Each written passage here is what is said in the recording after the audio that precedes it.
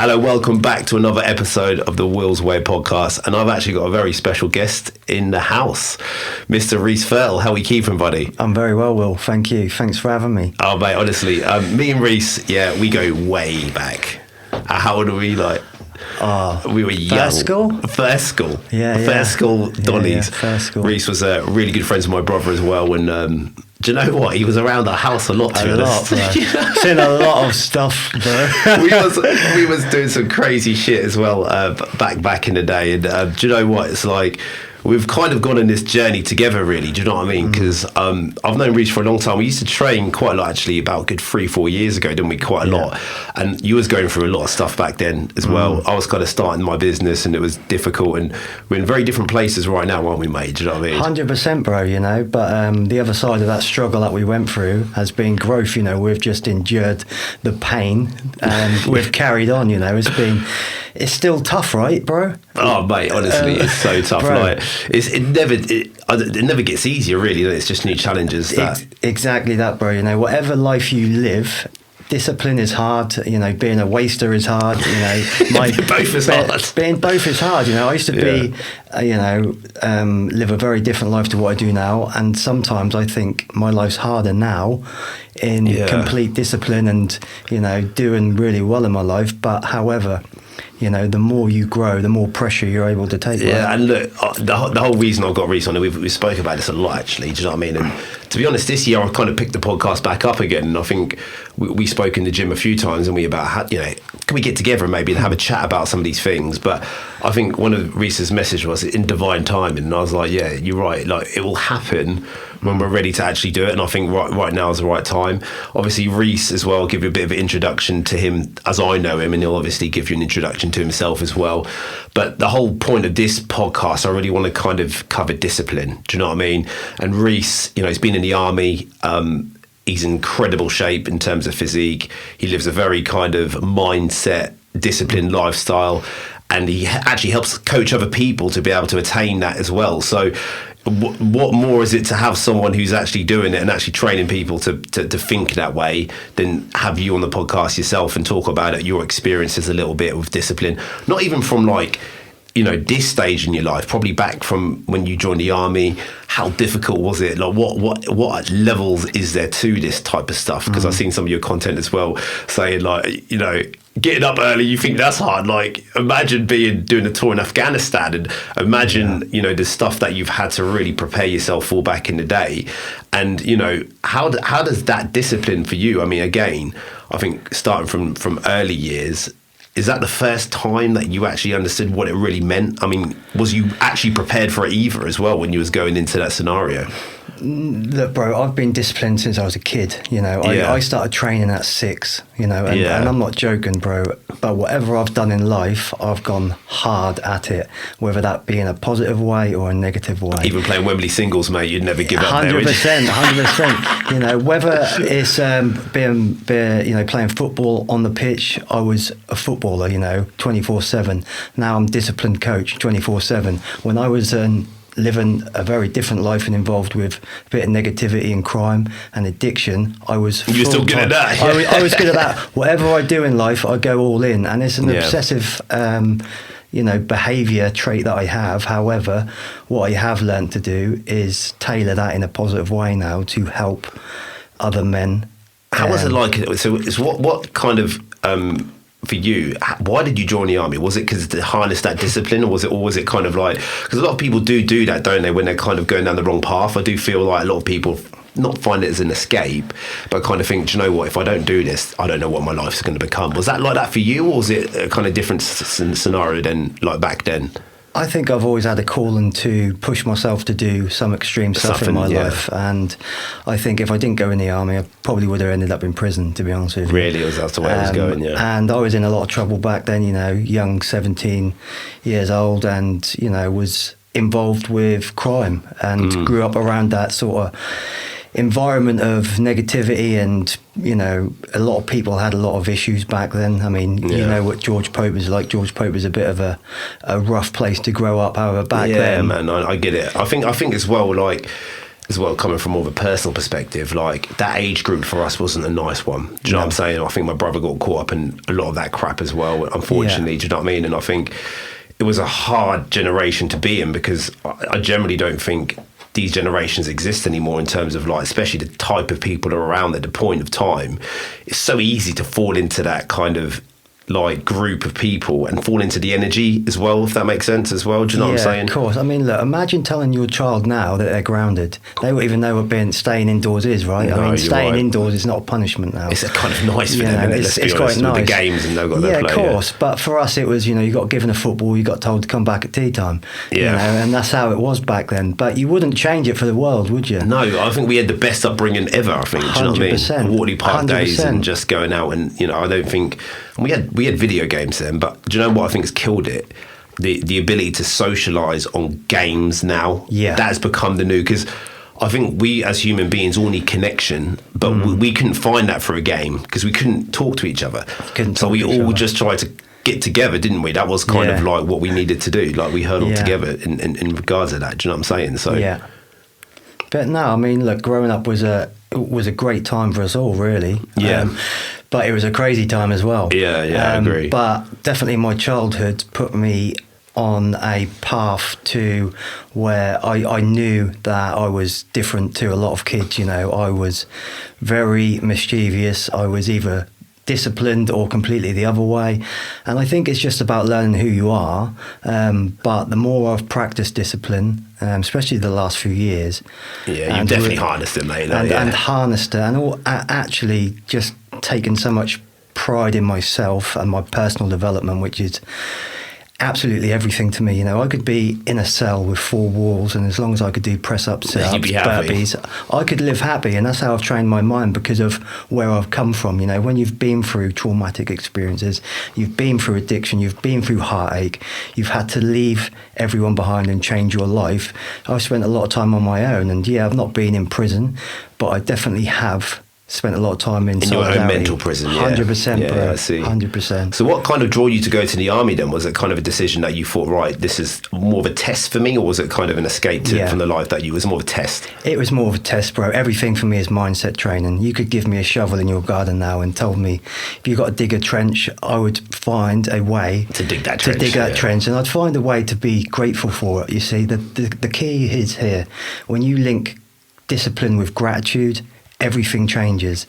Discipline on its own sounds boring, but then when you can fill your brain with gratitude for being alive, being able to move your body, perspective, I think, and thank you, God, for allowing me to do this. When you can feed your brain that on repeat, which I can, anything is possible in your life. What was it like the first year in the army then? Was it like, shit, I need to get better, I need to dig harder to be able to align with what is expected of me? Or was it easy for you to actually mould into that?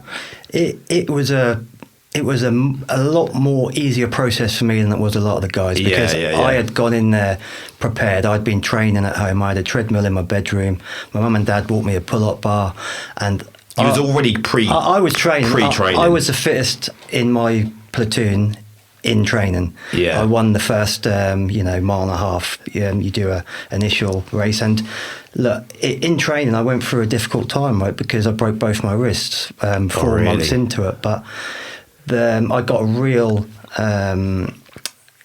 good pass in training when I went back 4 days later with my casts cut off, and they asked me where my casts were, and I told them I'd cut them off because I refused to be back swatted, because I wasn't losing that race to get out of there. Because let me tell you something, ITC Catterick back then was a brutal environment. Racism, bullying, getting physically beaten, abused, getting beasted at 3 a.m. in the morning, watching on Panorama. When you say beasted 3 a.m., what do you mean by that? Beasted is where you get punished for either messing up or absolutely doing, not messing up. But we'd get beasted regularly because, look, we're preparing for war at the end of the day. So did they do that to prepare you for war then? If you can't handle a beasting, you can't handle Afghanistan. Yeah, okay, I see. So it's almost like a preparation thing, which is crazy. Yeah, it's a preparation, but it's also bullying. We sat there watching ourselves on TV, on Panorama, because of the bullying culture and the racism in Catterick. And, you know, I was 17 at the time. Jesus Christ. How do you deal with that when you're so young? You have to develop a strong mindset, bro. Yeah. And you have do you to think that saved you now a little bit for some of the experiences? Yeah. 100%. 100%. I mean, like I said, I broke both my wrists. I remember just crying in the toilet, and I had a notebook on me, and I'd written down in a notebook why I was there and what my goals were and why I was going to endure the pain and stay it out. And, you know, I passed out without getting backsword. I was probably the first ever soldier in ITC Catterick that had broken anything and not been backswadded. Wow, so, that's crazy, bro. That's mad. You know, I had a lot of respect from the corporals at the end of it. Yeah. And it set me up really for a good send-off from there, because I was going straight to Afghan. However, when you leave the infantry training and you think the bullying culture and the racism stops there, it gets worse. Yeah, it gets worse, bro. So how long were you training for? Was that the plan? Get you in there, train you up, get you guys prepared for what it is, war in Afghanistan. How long was that period then? About a year? 6 months you're in training for. 6 months, wow. Yeah. So it's not really, that probably flew quite fast, to be fair, as well. I'll tell you why it doesn't fly fast, because you're actually anticipating the fear each day of what's going to come for you, because the people who are running your program or your training are there to force weakness out. You know, they will break you down until you are broken, and then they will build you back up again. Yeah, and out of 44 that started, I believe there was about 27 that passed out. Maybe a little bit less. Wow. So that the 50%, basically 50% rate that actually went 100%, bro. You know, within the first few weeks, people are. I mean, you know, you go AWOL as well. You get put in the glass house back then, which was a military prison. So, you know, you couldn't go AWOL, but you know, you could request to leave, and they want the weak ones to leave 100%, because what you don't want on the front line is someone next to you that can't mentally handle a beasting, because they're not going to be able to help you in battle. That's crazy, bro. So 6 months has passed, you get ready for Afghan. What's that like? Like, obviously you've obviously built some incredible friendships and bonds with some people there. What was it like heading over there? I mean, for you? First off, in training, you're with guys from all over the UK. So then when you leave there, you go to your regiment, so you know hardly anyone again. It restarts, so you're now a fish out of water. You know, when I was only, you know, like say 17, 18 years old. So when you arrive at regiment, you then actually start in preparation for Afghanistan. So I then had another whole year. Basically in Afghan, just... No, a whole year in the UK after training, ready for Afghan. Okay, see. And you do various exercises preparing you to go to war. Wow. Yeah. Jesus Christ. So you're prepared, you go there, you hit the terrain when you go out there. What was that like? Like, where does discipline take you then? Because that's a whole new level then, isn't it? It's depression, to be honest with you, bro. Really, is depression set in for a lot of us in Afghanistan, because the more days you are over there and you understand that someone's trying to kill you, and the more you have to go out every day and patrol, you have to be very vigilant, you have to understand. I can imagine that they call it fight or flight, don't they? You're probably constantly on this weird level of stressful alert, aren't you? Let me tell you how extreme it is, bro, yeah? You don't know whether your next step is going to step on an IED which will detonate and blow you into fucking pieces. That's just crazy, man. Do you know what I mean? And then when you come back from there, not going off subject, but when you come back from there, how do you think that trauma stays with you? When you walk, you're instantly walking in fear. You can't be programmed to be fearful of a bomb and come back and just be okay. Do you think that transpired like when you come back into like everyday life, just being on edge, and do you know what I mean, and being a bit socially maybe awkward a little bit first of all? Do you know what I mean? 100%. I mean, my mum and dad instantly noticed that I wasn't me. You know, I remember hearing gunshots when I come back and loud explosions. I mean, I was in my mum and dad's bedroom, you know, having backflashes, and I've had many sort of backflashes. I mean, I went to a fireworks night and ended up in the bushes and actually crawling around in the bushes, and people were trying to help me. But when you're in that, when obviously also now, I now know I'm diagnosed with PTSD at a severe level. Yeah. I know I can manage it and what to do. But when I came back, I was in self-destruct mode, and it was chaos. Do you think it's hard for, we hear about it a lot, don't we, like a lot of veterans coming back from war zones. I can see how difficult it is to adjust, because you are literally stepping back into civilian life and it's completely different. Do you know what I mean? And also it's getting the kick and the urge, because obviously, again, from some of that, you probably, I'm not saying you enjoyed it, but there must have been there must have been some sort of adrenaline there as well, that almost, I don't know, kind of like, it's a bit like training, isn't it? When you're getting a pump on, it's painful, but there's something there that's not addictive, but it's pulling you there to that difficulty. Was that like that there as well, to a degree? You do not join the infantry to sit back and not go into a gunfight. I mean, we went out looking for gunfights every day in Afghanistan. It was just what you'd done. Oh, wow. You know, and so every day you could have lost your life, basically. Every day, bro. Every day.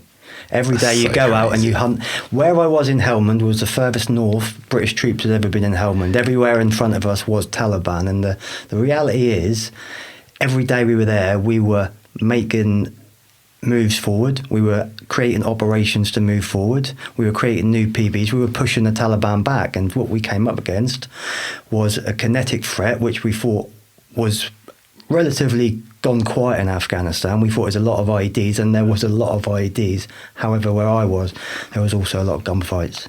Really? So a lot of that was kind of open fire, gunfire, strategical kind of... Yeah, and you know, I was there in the winter months, so it was necessarily not as quiet, not as heavy as it would have been in the summer.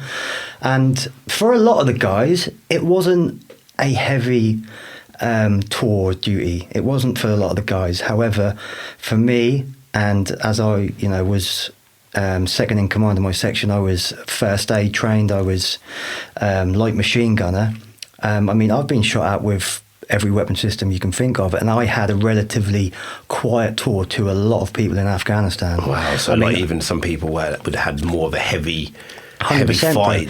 If we were there in the summer months, it would have been a lot heavier, you know. Yeah. But we moved forward onto a ridge, you know. I've been RPG'd, I've been shot at with grenade machine gun, heavy machine gun, I've fixed bayonet, we're through grenades, you know. And in reality, when I was there, it wasn't as full on for a lot of the guys as they wanted, but where you're positioned in the platoon, sometimes you either get the luck of the draw, you know, it's either positive or negative. And some of the guys, some of the lead guys, had very, very dangerous tours, you know, because they were the ones searching for the bombs. And, you know, as you know, a few of the guys lost their lives. That's crazy, man. That's crazy. And look, I have a huge amount of respect for you, man, just to go somewhere like that and you know, be able to face that. Do you know what I'm saying? As someone I've known since, you know, being a kid, it takes a special type of person to be able to even, I mean, half the people I know wouldn't, you know, even dream about doing something like that as well, fighting for your country and everything,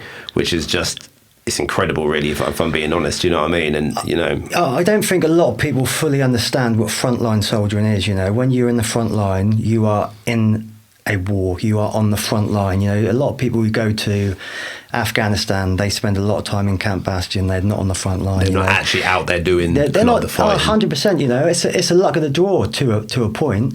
But I mean, so many of the guys that I was out there with, especially 1 Royal Anglian, fine infantry regiment, and they were hardened soldiers from Iraq, from Afghanistan. And look, a lot of them ended up losing their lives. They lost limbs, you know. As you well know, I pulled my pal out of a trench with half his body missing. Wow. And the reality is he was an 18-year-old boy and I was an 18-year-old boy too. So, like, what goes through your mind when you're doing something like that? You know, you're there. Obviously, you know this. He's your brother. You know, you're in war with this guy. Now, that's probably the peak of mindset, right? Of like, right, this is now do or die, basically. Do you know what I mean?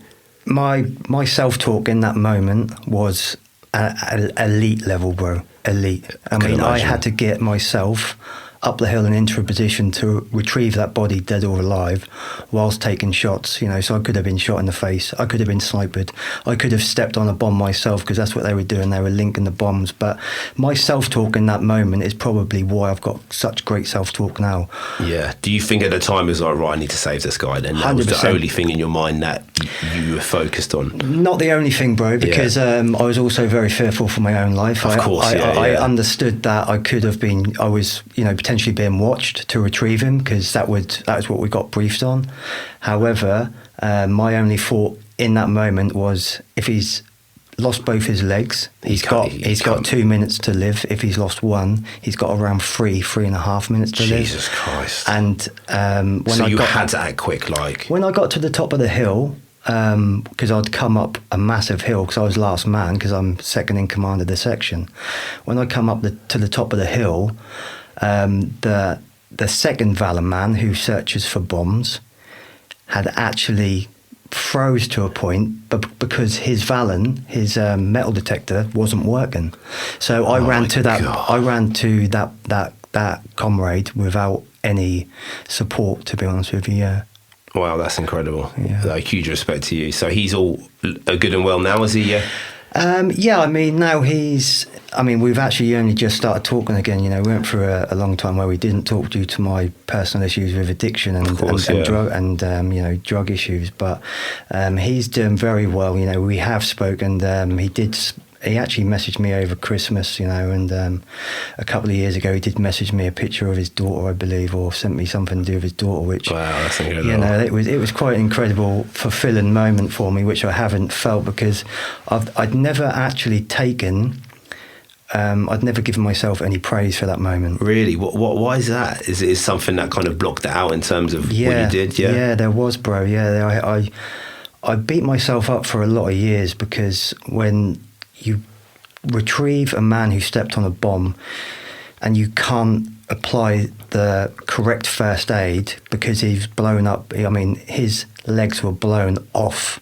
One of his legs were blown off above his bum cheek, and I struggled to get a tourniquet on. Yeah. And I remember struggling to get the tourniquet on, and this guy with half his body missing is speaking to me, making jokes, telling me, wow. I'm crying. He's making jokes. I'm crying over him. He's wiping my tears away as I'm trying to bandage his legs up, And I remember the smell, the fear, the heartache, seeing him in that way, and filled me with a lot of anger, bro. Wow. But you saved his life, right? Well, I got a bravery award for it. So, you saved his life, man. We'll take the win. Man, you saved his life, bro. And I think that level of being able to, I don't think anyone really would ever, most people in life. Don't get me wrong, some people have saved other people's lives, but to be able to do something like that, what an incredible thing that you can take with you, and you should be proud of that, really. Do you know what I mean? Yeah. And I know it's hard, because it's easy for me to say that. Do you know what I mean? It's easy for me to say on the other side of the table. But, it must be an incredible feeling, him having a daughter. That was probably the best feeling. He's now created another life, and that wouldn't really be here if you weren't there on that day, and with that incredible courage, incredible bravery, and incredible mindset to be able to say, do you know what? And not even that, to have to be so unselfish in that moment, regardless of losing your. I know people right now that are turning their back on me for money, 100%. Let alone 100%, losing your life. 100%, to be able to do that, that's an incredible thing, bro, and you should be proud of it, man. Do Thanks, you know what I'm man. Look, when we got ready to go to Afghan, I was drilled heavily on casualties, and it was almost like we manifested it, bro. Was it almost like it was going to happen? And do you know what? It was January the 10th, I believe, and a huge explosion on the front line. 5 a.m. going into a heavy battle with the Taliban, and the explosion was not just like, I hear a lot of guys speaking about Afghan like a puff. Now, this explosion was massive. So loud. Yeah. And it suppressed everyone into the ground. I was ages away, bro, and we had debris falling on us, and we were suppressed into the ground, and then come over the headset, man down, and my name's getting screamed left, right, and centre. And that pressure and that fear is already trauma, bro, and that's without getting yourself into position to retrieve him. And I went right up the top of a hill, so I'm in sight of everyone. Started taking income fire from the Taliban, so you don't really know what's going on, but all I know is that if I move around the back of the trench in cover, I may be able to hear him, and hear him I did. And you got I him. got up to the top of the trench. I remember obviously being very terrified. It probably took me longer than I wanted in that moment, because I knew how important it was for me to get him. It was time as well, knowing how quick. It was time, bro. I was literally looking at my watch. Yeah, when the bomb went, life and death, isn't it? This is how I was drilled, bro. When the bomb went off, I look at my watch, because I know if he's lost both his legs, I've got 4 minutes to get to him. 4 minutes. And people around here in society will never get their head around what I had to go through. People will never give me, the respect for it, even now, Yeah, I can imagine, man. And that's fine. I'm not after respect, but I did suffer my own trauma, and survivor's guilt is a real thing. And seeing him like that definitely derailed 15 years of my life. And as you well know, I ended up... I've seen the recovery, bro. Do you know what I mean? And it's quite... This is why I love this.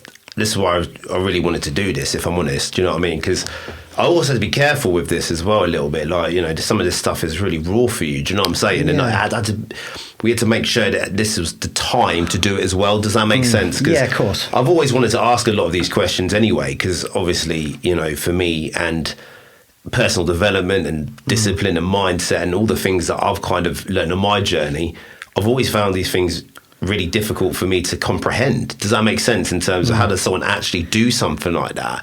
It's another level away from anything that, creating a business or, do you know what I mean? Doing other things is, you know what I'm saying? So it's a blessing to be able to get your perspective on it, do you know what I mean? And also share it to the world as well, because I think perspective is really important. I do want to get onto that in a minute, because you make some really good points about just being grateful and just loving the fact you're here. And I think a lot of that does come from that. But I think a lot of society is so hidden from death and so hidden from this cruel world that we do have sometimes.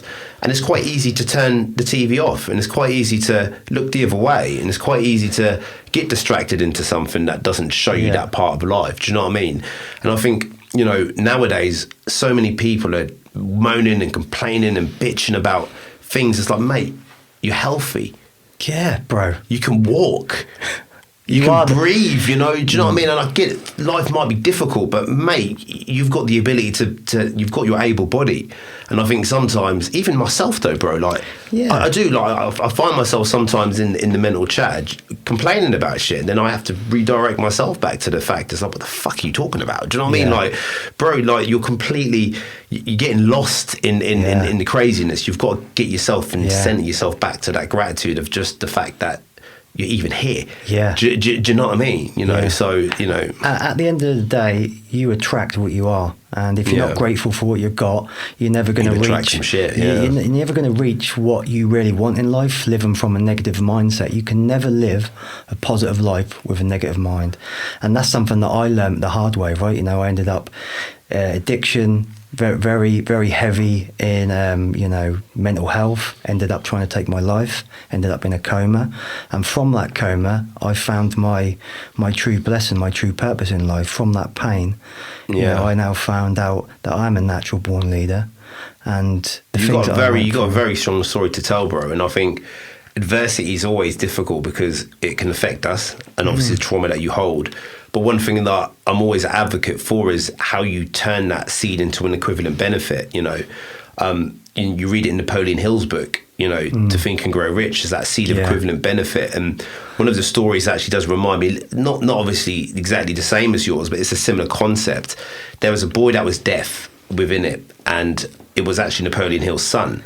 And he never took that as a disability. He always thought, well, okay, there's that ailment, but there's also another seed of equivalent benefit to that. And what he did, he actually taught his son how to hear again.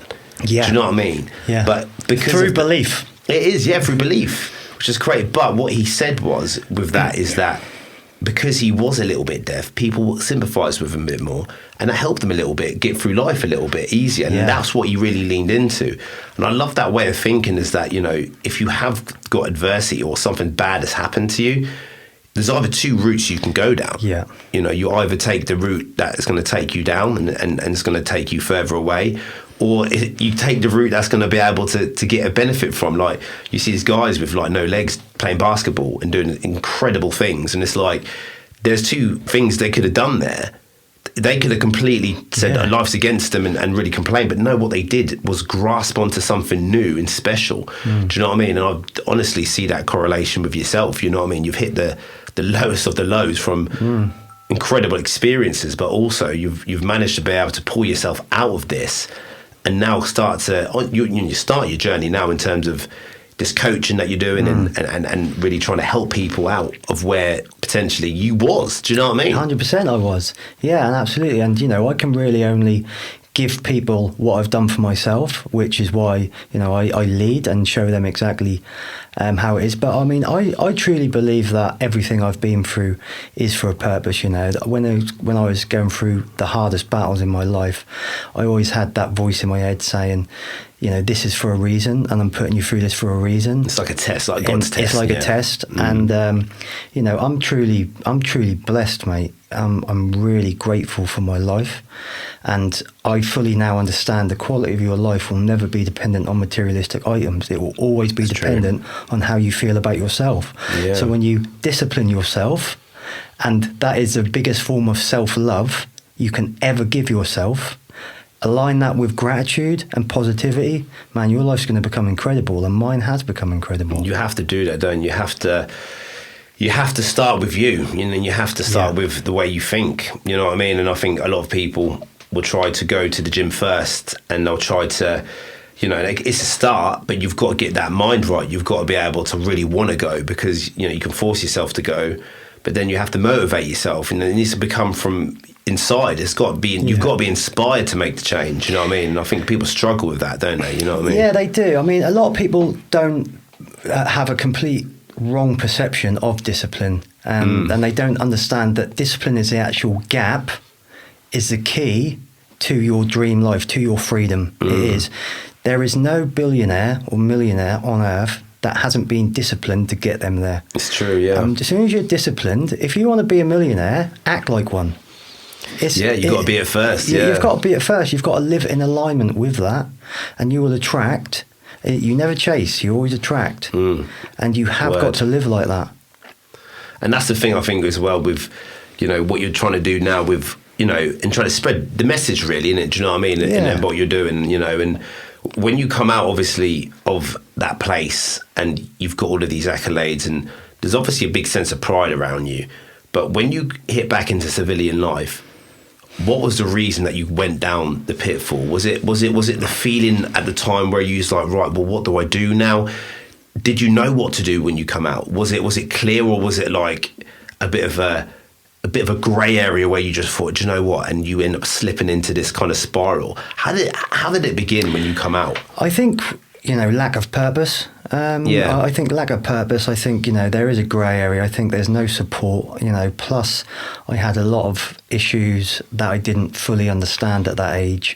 And it wasn't actually, even until 3 years ago, Will, that a psychologist sat me down and explained to me what was wrong with me, everything. And, you know... But you probably didn't even know what trauma really was, did you? No, I didn't understand it, you know. I think we've all got deep-rooted trauma from childhood. However, you know, if you're not willing to really be grateful for everything in your life, and you put the blame on people or things or circumstances, you're never going to heal.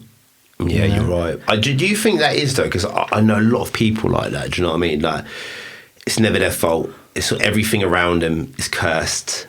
Everything else, it's everyone else's problem. It's not them. They're not taking responsibility and accountability. Do you feel like that's just almost a subconscious way out of not actually improving? Yeah, I think I actually think that's deflecting from, you know, oneself, because let's be honest, no one wants to actually hold their hands up and say, it's hard to do that though, isn't it? Even now, like sometimes. Do you know what? I've always been very good at looking at myself in the mirror and saying, Reese, you've been fucking good enough. Yeah. You've not been fucking good enough, and you've done this wrong, but do you know what, mate?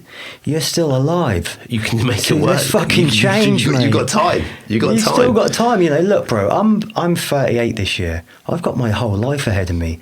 The first half of your life should be for learning. That means mistakes. That means fuck-ups. That means trauma. That means forgiving. Fail fast, That means forgiving and accepting everything and everyone.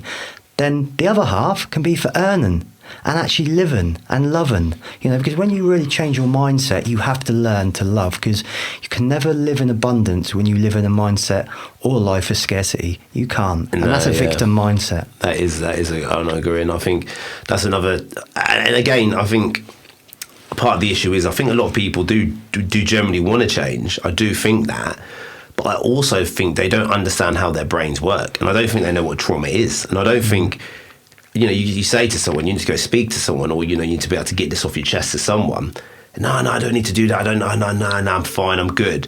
It's like, do they even know that subconscious belief system's absolutely derailing them to a successful life they could lead? Because the thing is as well, you have to look at the statistics, right? There's 95% of the people are thinking this way. Yeah, it's absolutely. crazy. I mean, that number alone, though, bro, it's worrying. Do you know what I mean? Like, that's worrying. That is worrying, and I think that's a society problem, bro. And I think also we have to look far deeper than the individual. I don't think anyone's really willing to stand up and point the finger at the problem, which is the system that suppresses you. The government. I mean, a lot of our beliefs actually come from our parents, right? So which they've been programmed again. They've been programmed. Generations of programming by the system. I mean, I get it now. Like, even with my mum and dad growing up, my dad had a lot of money when he's growing up. He kept it all. Very scarce with it. Do you know what I mean? And I remember even going out with friends, and I'm looking at, like, I'll go to McDonald's, for example, and everyone's buying whatever, and I'm looking at the saver menu. Yeah. Even if I've got the money, again, I didn't understand what that was, and I was like, no, I see it now. Yeah. Because you act how you are at that age when you're like from 3 to 7. Yeah. You're in this fetal brainwave state where you're so impressionable. Do you know what I mean? And this is why as well with my kids, I'm so careful about ensuring that I'm setting a good example, but not by what I say and teach them, but the way I act. 100%. Do you know what I mean? And like for me as well to build the business that I've got now, I had to overcome a lot of this shit, because when it was like right time to take some risk now, time to invest a bit of money, I had the fear. I had this fear inside me, and I knew that I had to do it, but it was sometimes so difficult to make these decisions. But we're over it now. But I remember when I first started, when I first started the business, just borrowing a little bit of money. When money come up, it was this thing that was kind of, and I was like, why am I like this? And I never understood it. But when I kind of retraced back, and I was like, oh shit, I need to reprogram my whole subconscious way of being. Yeah. And that alone is just to be even aware of that. Do you know what I mean? Because a lot of people are not even aware that they've got these programs that they even exist. I mean, awareness is the greatest gift of all. If you are aware, because you can never change what you don't know. No, that's the thing, though, isn't it? Like, how do we? And I think this is why the good work of yourself and myself with what we're trying to do and put this stuff out there. And again, this type of stuff is not going to be widely received as viral either, because it's not really stuff people want to hear. Do you know what I mean? So I think it can sometimes, some of the stuff that we do put out can be almost uncomfortable for people to listen to, because they're not ready. They're not ready for it. They're not ready for it, bro. No, but not everyone is, are they? Do you know what I mean? They're not, bro. And look, let's be honest. If you are trying to, speak to everyone, you're not going to speak to no one. Speak to everyone. Yeah. I've had to learn that lesson as well. Do you know what I mean with this? I have as well. It's not something we ain't able to. This ain't for the 100% of people. This is more for the 3 to 5% of people that are on the fringe of awareness and saying, right, do you know what? I want to better what I'm doing. Yeah. I want to be able to get to the next stage of my life. Because you also look at it, bro, and there's another thing. Like, look how many people are unhealthy. Look how many people are overweight. Everyone. Generally, if you looked at everyone's BMI, everyone is over. It is. Has over overweight in terms of their body fat percentages. You know, really, it's just fat. It's became acceptable to be unhealthy now. Yeah, it's mad. Because people are just not ready for the fucking truth at the end of the day. I mean, It's if crazy. you look into what's going on and the chemicals in the food, you know, and people say, how do I lose weight? Well, get off processed food, you know, 100%. 80% of the time and you'll be all right. But that's the thing, innit? Even that one change, you know, you don't have to be a nutritionist to say, if I don't stop eating frozen and shit and crap food that's filled with processed shit and just eat raw foods like raw vegetables, raw meat and raw, you know, fruit, there you go. I mean, 80% of the people could change their whole physiology just by doing that one thing. 100%. That's not even picking out a diet and not even picking out macros or whatever, just by moving to that. Just to move into that. It's crazy, isn't it? Do you know what I mean? It's incredibly easy to get healthy, bro, if you just eat whole foods. Eat whole foods, and that is it, you know. Chicken, meat, fruit, veg, you know, you haven't got to overcomplicate things. Just think about how they used to do it back in the 60s, you know, and, you know, raw organic stuff with no chemicals in. But this is a crazy thing, though, because if you look at kind of the food industry and the manufacturing industry as well, because you have to remember I'm very much involved with that because we go to a lot of these factories as well. But you look at all of these extra products they've made, a lot of these extra products are just to make money. Do you know what I mean? 100%. And, you know, they're highly addictive, these things are. Do you know what I mean as well? Which is really, really scary because a lot of people don't realise that they're actually addicted to sugar when... Do you know what I'm saying? You know? And actually how much that affects your brain and your hormones. I mean, I've been on keto for 4 weeks now. Yeah. And I'm a completely different person. Yeah. Yeah, but you know the key is I fall back into it and then I come out and I'm like, but when you've got clarity again, it's crazy. Like, even from this interview, I'm like, I need to ask him that question. But before it'd be a little bit brain fogged, you know what I mean? In terms of the way that you eat, you know what I mean? Yeah. You know? Yeah, I mean, I'm very disciplined with what I eat and how I eat. Yeah. I mean, being extreme like I am, I mean, I don't shop in a supermarket, you know, I am that extreme. And it's not because, you know, of anything other than because I don't trust it. It's nothing to do, you know. So some of the food might be all right in there, bro, but I don't trust the big. But you're big taking companies. control for what you want to be able to do. Of course I am, bro. Of course I am. And you know, I've noticed a massive difference in my health. I mean, let's be honest. I was at the point of death at one point. I was on pills. I was, you know, couldn't even go to the toilet. I could not sit down on the toilet and have a toilet because my insides were coming out. But that's another thing, though, bro. Because to be fair. Okay, now you're in probably optimum shape, you know, what I would say, you know, you've seen your videos, you know, incredibly lean, looking great. But even back then, bro, you weren't looking bad. No, But that's the other thing people need to understand. Just because you might show a little bit of muscle doesn't mean you're healthy. No, it doesn't, bro. Do you know what I mean? Like, what else are you doing? Like, what else are you 100%. taking? I mean, you know? I got told by a lady who was, you know, quite aware with what was going on. She was a spiritual lady, and she said to me, Reese, you look great, but you're rotten your insides. You're killing yourself. And, you know, that wasn't a wake-up call because I was so heavily involved with drugs and selling drugs at the time. But I remember even training through all my issues, you know, and I was unhealthy. I was so unhealthy, bro.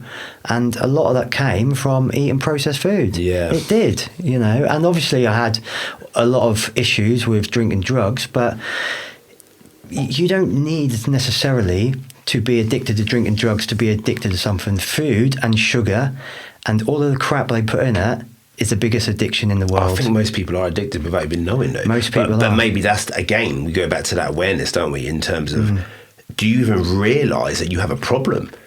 And that's the thing, you know. But then when every single person around you is doing the same thing, it's hard to pick out a problem. Yeah, absolutely. I mean, you don't know, do you? You know, you don't, because everyone around you, and you look at people, even my old work, their lunch boxes and what they're eating.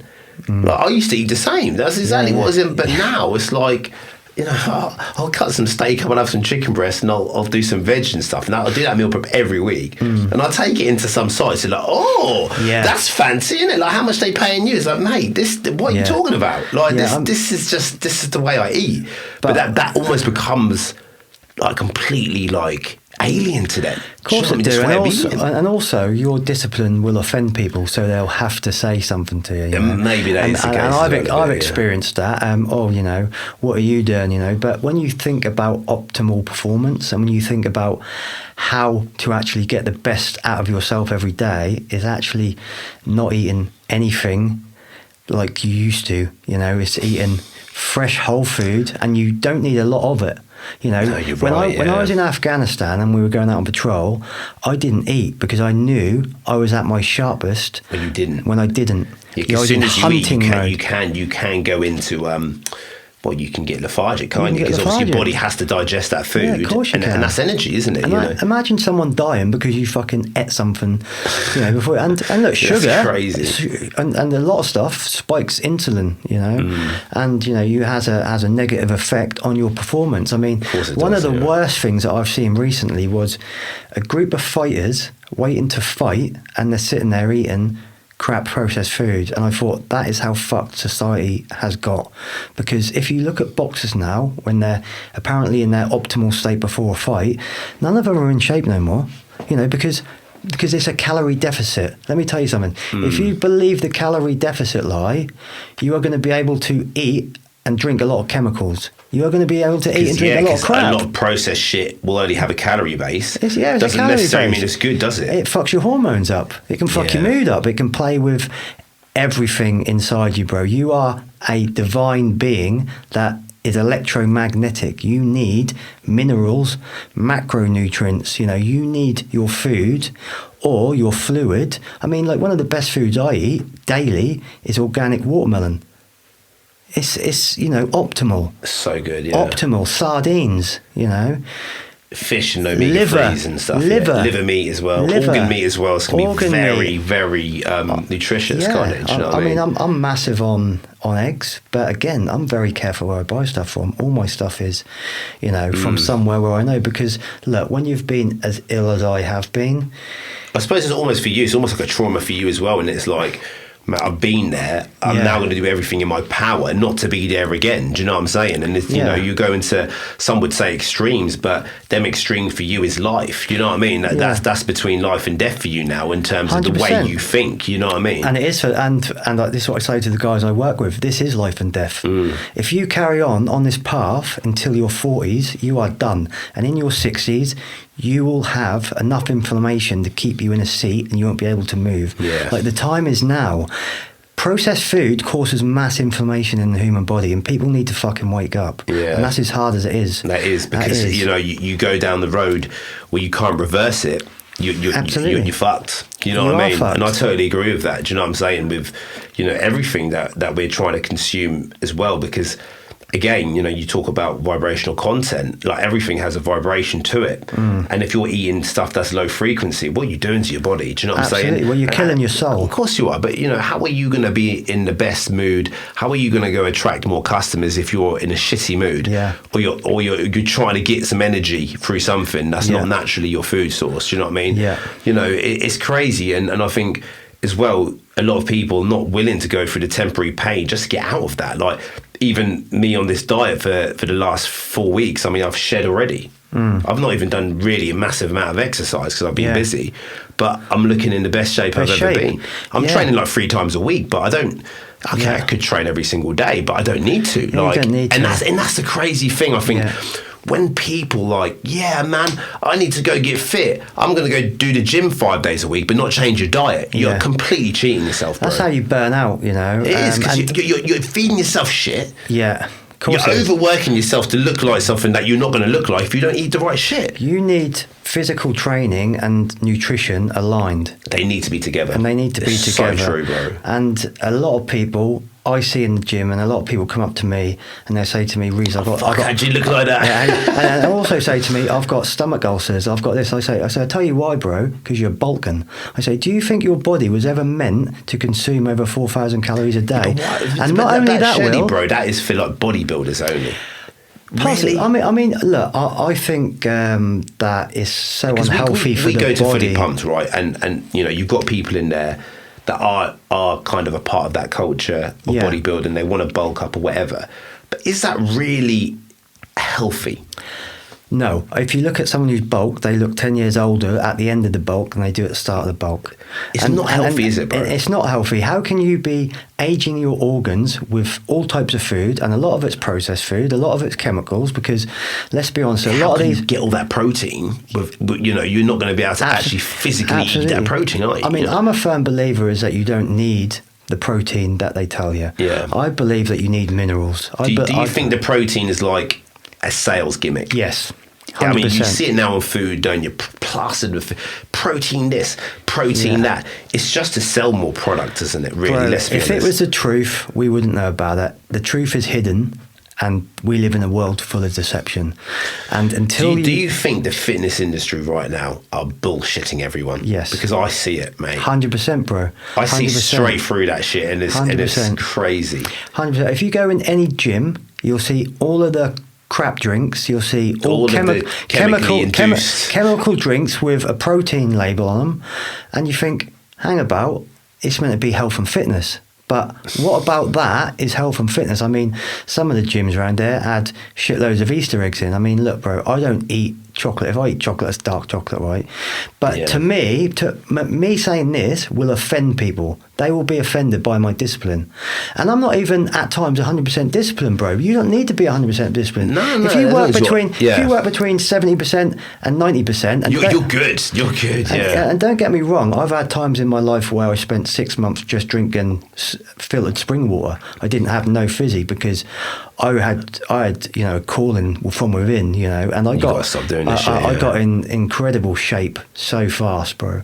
You don't have to be as disciplined as me, but if you can adopt a bit of discipline, not through I've got to do this, but hang about, I love myself enough to do this for me. I think you have to frame it that way, because I think if you don't, you're not going to be able to see it through, are you? Do you know what I mean? You've got to be able to have that self-love intertwined within that, and you've got to be able to want to do it for you, no one else. Because I think a lot of people say as well, I want to get in shape for my missus, or I want to get in shape to pull birds or whatever, and it's like, mate, the first person that you should ever be considering is yourself first. 100%. You know what I'm saying? 100%. If you're not good, how can you be good for anyone else? You know what I mean? 100%. And this is why I coach, bro, because when I speak to guys and they say to me, I want to do this for my kids, well, stop there. Look, it ain't going to last. You need to become the best version of you first before to give back to everyone else. Yeah, I agree. Like, stop filling everyone else's cup up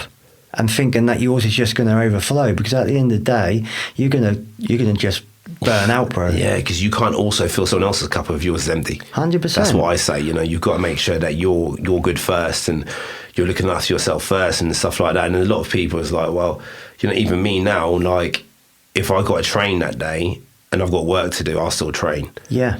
And my brain is like, what you doing? You've got this to do, whatever. But then there's another part of my brain saying, well, if you're not healthy, bro, you're not going to have a business in 10 years anyway, exactly. Are you? So it's like, bro, if you don't look after the long run, the short run will come and get your ass, man. Do you know what I'm saying, bro? It's so true. Look, bro, wealth is not money. Wealth is everything else. It's energy, and you bro. Attract the wealth. That is, man. You attract the money. And that's when I went on when I went on that first personal development journey and I started my business. The first 6 months, I knew, if I carry on this way, this business won't work. Yeah. At all. Yeah. I had to completely change. Yeah. And I mustered that first year, listened to about 80 books, and I got obsessed with it. I got over obsessed with it. I was pissing my missus off, pissing everyone. You got to read this book. You know what I mean, and all the rest of it. I almost went too far with it. Yeah. But it was a desperation, because I knew I didn't have time. I was like, if I don't do this now, I've got to make this work in 6 months, because I was on my knees. I had no money. I was fucking no contracts. I thought I'd be busy the first 6 months, and little was I wrong. Yeah. Yeah. Do you know what I mean? And I knew at that point, oh shit, bro. Yeah. This ain't about how hard you work. Yeah. This is about who you become. Yeah. And that was for me, Jim Rohn. And I listened to one seminar, and I remember it like yesterday. And he was talking about this personal development, and Mr. Shoaff was his mentor, and he would do it in such a way that he would explain the story about his mentor talking to him. I felt like that guy, and I knew it was me, because everything was like, shit, fuck. That was awareness. Yeah. That was awakening for me. And then ever since that point, it was like, I've already taken this risk now. It's not as if I was looking to do it. I was already in it. I was already knee deep in this shit. And it was like, now, if you don't adopt this philosophy and really understand it, you're not going anywhere. Yeah. And then everything changed from that day. Yeah. I remember I listened to that seminar, and the following week when I started just to feel like I was worthy, contracts dropped into my lap, and I was like, fuck. Is what the fuck? And I stopped working hard, and I started to just be, and everything changed. Yeah. And I think this is where people are going wrong. And I do tell people this, but they're so fixated in this grind culture. You have to understand that you've got to get out of that grind culture. I mean, look, you don't attract what you want. You attract what you are. Yeah. And when you live, in the wish fulfilled already, with complete alignment from that, you will attract what you want. However, society is built up against people, bro. Well, it is, because every day they want people to fail. Every day's a struggle. Of course it is. Every day's a reflection of every single person that you come across as well. Yeah. That is in that energy, in that vibrational state. And even in my work, we ironically we do vibration analysis, so you understand laws of physics. Wow. Yeah, you understand. I mean, sound engineering. I've done sound engineering and understand frequency ranges and frequency pitching and all that. I've done all this, and I didn't realise really what it meant. I was applying it to music and I was applying it to machines, but when I started to think about you need to apply this to you. Everything changes, because you have to understand that everything is emitting. Like when you're around somebody, and they're in a shit mood, why do you feel it? 100%, bro. Because they're emitting that energy, and you're feeling it. You're a receiver. You can feel it. Of course you can. You are a receiver. You're a receiver, and all it is that the energy that they're and remember, that's what another thing people really forget, is that what you feel is what's being pulled out. People don't get that. Like what you think, you might be trying to think positive, but if you feel like a piece of shit, you're going to be emitting shit energy. And I think that's where it really kind of woke up for me, because in vibration analysis, there's this term called resonance, okay? And every single object or thing has a natural frequency, okay? And when a forcing frequency, external frequency, matches it, it vibrates. Wow. Comes into resonance. Wow. So when I understood this whole concept with machinery, I was like, the same thing applies to us. So when we're feeling a certain emotion, we're emitting that. Then the universe matches the forcing frequency with your experience. And when I started to realise that shit, was like, oh fuck, and I'd done this for years. I'd done this job for years. I understood the relative theory with vibration and energy. I understood it all, but I'd never applied it to me. And the thing is as well, you get all of these engineers, which I find crazy, and they understand all of this, and some of them are way more clever than me, bro. There's some incredible guys out there that I work with. But when it comes to their own life, you look at what they're doing, it's like you're not even applying this theory that you know so well to you. And you don't believe it when it's you, but you can believe it when it's a machine. And this whole comprehension is really hard for people to get their head around. And all I really want people to do is just try it. Because you'll at that point when I made that change of how I was feeling, everything changed. And it was like almost like the unlocking the key. But also, you know what I mean? Also, Will, you believed it, didn't you? I did. So the key is here. Belief shapes perception. Without believing in something, if you tell yourself you're sick, you are going to be sick. Of course, man. So how many people get ill because of that? 100%. And what you believed to be true shapes perception.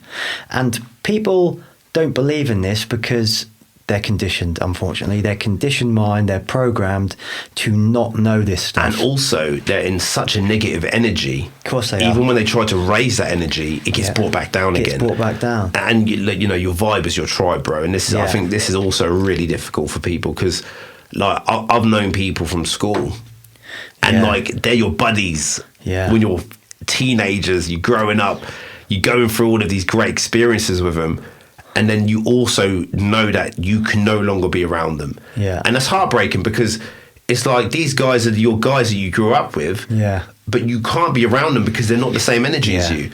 And the saying "it's lonely at the top" is so fucking true. And it's hard because you're trying to be someone new, and you're trying to reshape. You're not even trying to be someone new. You're trying to be the higher version of you. Yeah. And that potential's always there, and you instantly get reminded why you're not around them when you come around them again. Yeah. Have you ever done that when you've seen someone that you haven't seen in ages? You fucking bump into him and you're like, and at first you're really happy to see him. And then when you get talking to him, you're like, oh, fucking hell, what the fuck? I need to get the fuck out of here. You realise this conversation is not going anywhere, bro. Like, this is like, I need to get the fuck out of here. Yeah. And that's the realisation, because what you're doing is your body's taking you back to a place where everything was nice and great. Yeah. And then you realise, okay, shit, this ain't the same vibe anymore. Yeah. And I wish I could take everyone with me. No, you can't. No, you can't. You can't. It's impossible. And also, this life isn't meant for a lot of them. They wouldn't understand that. I mean, no. I say, to some of the guys, at the end of the day, if you go and hang about with 5 millionaires for 6 months, you will adopt the mindset to then push yourself on and become a millionaire. You are going to be who you are around. That is what you're going to become. And if you are around negativity, you will become negative. It's just like a bit of bad fruit around next to another bit. It will spread. It will, yeah. And but also, the same can happen with positivity. Yeah, very good point, bro. Yeah, you're right. If you're around, and again, if you're around with people of higher level of thinking than you, you start to level to that thinking. It's like when I was in Austin, in America a few weeks back, I was talking to some high players in that game. Yeah. And just the conversations. Wow, I come with an energy consciousness. Anyway, but there was like, there's also a thing called infinite intelligence as well, and you probably read that in the Think and Grow. Yeah. And I never really understood it.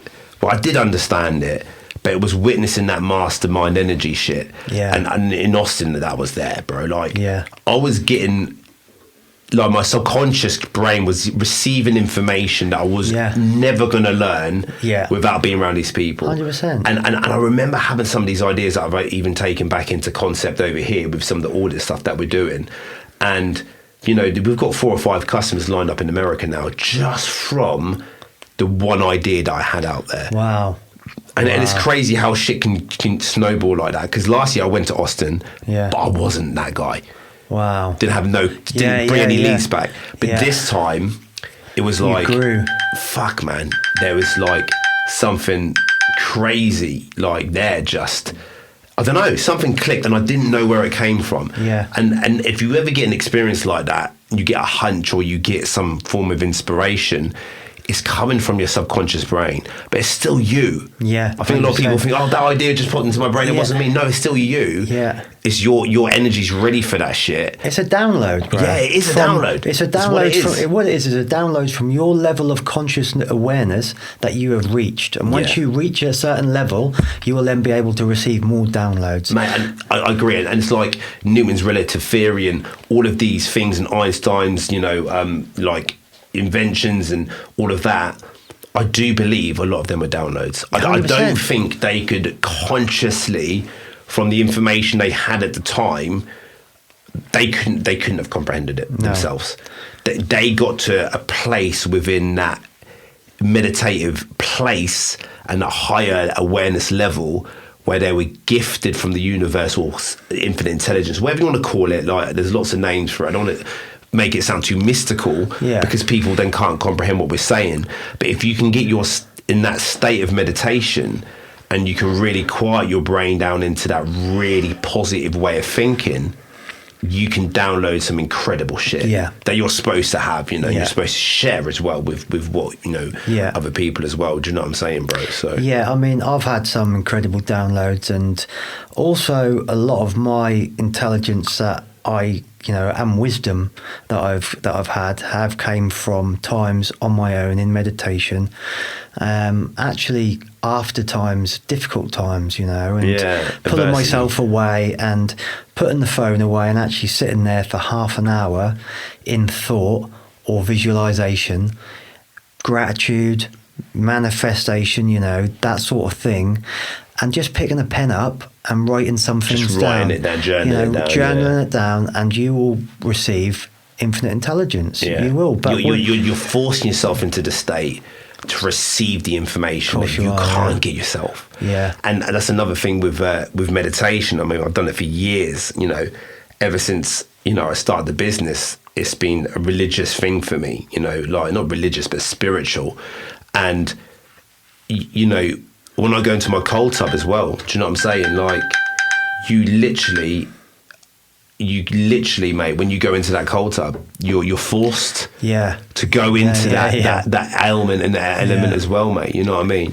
But Reese, bro, like, wow, we've kind of hit the hour mark, and bro, what an incredible conversation, man. Like, I just want to thank you first and foremost for coming on and going that deep, and you know, revealing some of that stuff. You know, you didn't have to go there, and do you know what I mean? I think people will find it very endearing. I think people you gain a lot of respect for what you've done, and a lot of the accolades you're doing, but also you as a person are a very, very special person. Thanks, and I generally believe that you're on an incredible path, and we need people like yourself evangelizing about this type of thing and speaking the truth, you know what I mean? And not being scared to be able to do it as well. You know, it's something that I'm now going on my own journey to do as well. And for us to come together to be able to do something like this is a massive like pleasure, bro. So thank you for coming on.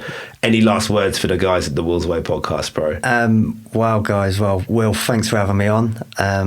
Let's do it again, man. Yeah, Let's man. do it again. I think there's a part two. Let me tell you something. You know, I've got a lot of stories. I've got a lot of heartache. I've got a lot of trauma. I've also got a lot of involved with crime, you know, and a lot of the issues that I went through with selling drugs and picking up heavy. We could have gone into them stories as well, to be fair. Which do you know what? I think next time we do that, bro, we can get a little bit deeper into some of them stories, because I think some of them are really interesting to me as well. Because the thing is, bro, I know you very well, so I'm trying to kind of like ask you questions not from just my own perspective as well. Do you know what I'm saying? So the viewers can get a bit of a taste for what you've gone through. Do you know what I'm saying? Because, you know, sometimes what you need in a podcast is to be drawn out a little bit. Do you know what I'm saying? Course. And I like that, bro. I like that. But look, I'm sure whatever feedback you get from this, let's see what the viewers want. If they want me back on, I'm sure they will, bro. I don't care what they say anyway. I'm getting you back on because I've really enjoyed the conversation.